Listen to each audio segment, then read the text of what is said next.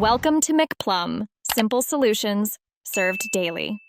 You start by opening Settings and heading straight to Connections so you see data options. This puts the phone where network controls live. Once done, tap Data Usage to access per app and total counts because that view aggregates cellular traffic. Make sure mobile data is turned on so measurements reflect the network you care about.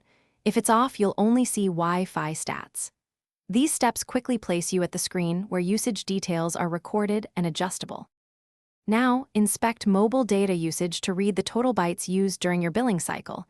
This helps correlate what your carrier reports. Next, tap View Usage by app so you understand which apps consume the most data and why. Streaming and Cloud Sync often top the list.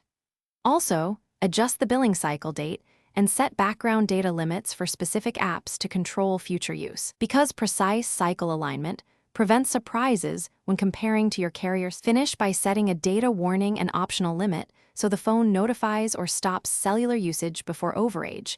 This prevents unexpected charges. If an app shows high consumption, restrict its background data or uninstall it to curb usage immediately. If your phone's totals disagree with your carrier, try toggling mobile data off and on, rebooting, and then compare again. Those steps often resync counters and resolve transient discrepancies, while you contact support if differences persist. Thanks for watching. Stay juicy and subscribe.